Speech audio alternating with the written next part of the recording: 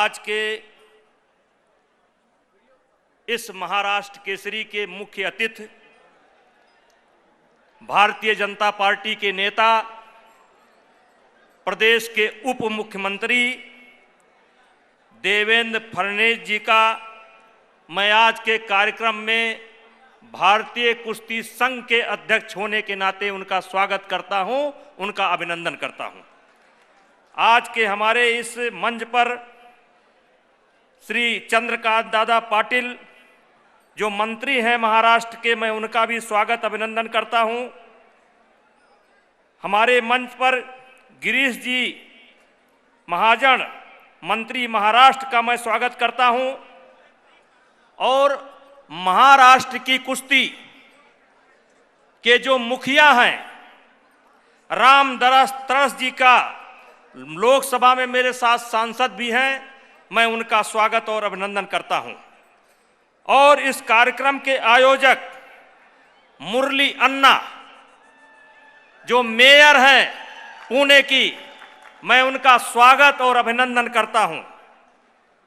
हमारे लोकसभा में सहयोगी श्री रंग जी बांसड़े जी जो सांसद हैं, उनका भी मैं स्वागत और अभिनंदन करता हूं। और मैं अपनी बात शुरू करूं उसके पहले महाराष्ट्र की समस्त जनता को हाथ जोड़ करके प्रणाम करता हूं। महाराष्ट्र की जनता को, कुश्ती प्रेमियों को प्रणाम करता हूं। और साथ ही साथ जो उत्तर भारतीय पुणे के अंदर हैं, उन सभी उत्तर भारतीयों को प्रणाम करता हूं। और मीडिया के बंधुओं को बताना चाहता हूं कि महाराष्ट्र और उत्तर प्रदेश का संबंध आज से नहीं है। जब छत्रपति शिवाजी महाराज औरंगजेब के द्वारा आगरे के किले में धोखे से बंदी बना लिए गए थे, तब उत्तर प्रदेश के लोगों ने, आगरा की जनता ने साहू जी महाराज को सुरक्षित महाराष्ट्र पहुंचाने का काम किया था। हमारा संबंध उत्तर प्रदेश और महाराष्ट्र का संबंध आज से नहीं है।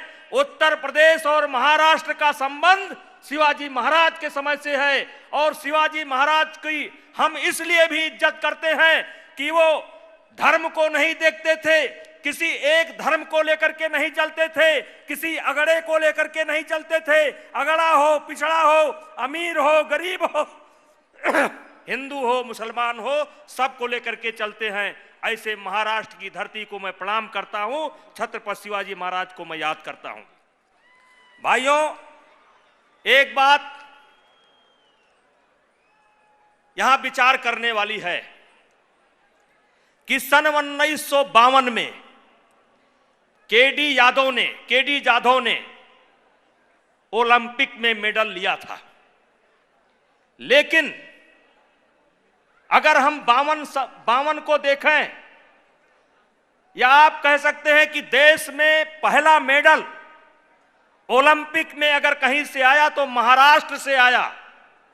यह हमारे लिए गर्व करने की बात है। ओलंपिक का पहला मेडल महाराष्ट्र से आया।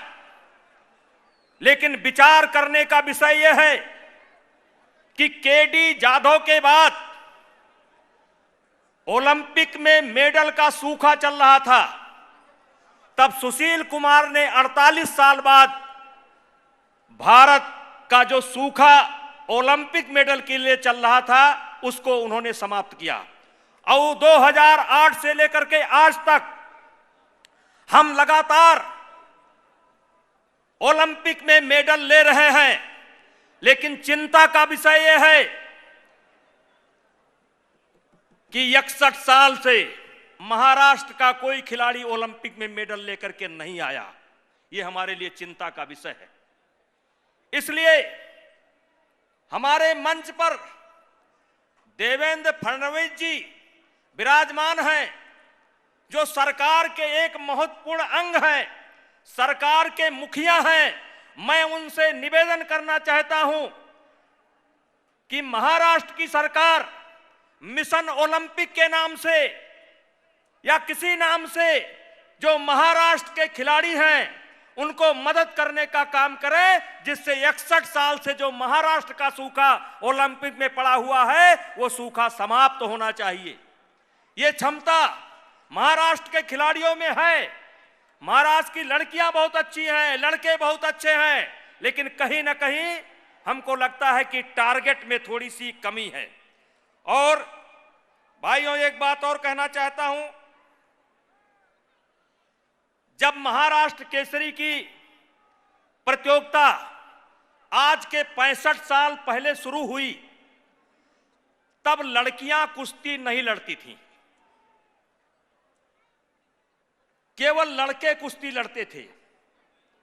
लेकिन अब लड़कियां भी कुश्ती लड़ती हैं और हमारे प्रधानमंत्री नरेंद्र मोदी जी का विजन है कि लड़कियों को हर तरीके से आगे बढ़ाया जाए, लड़कियों को लड़कों से कम न समझा जाए।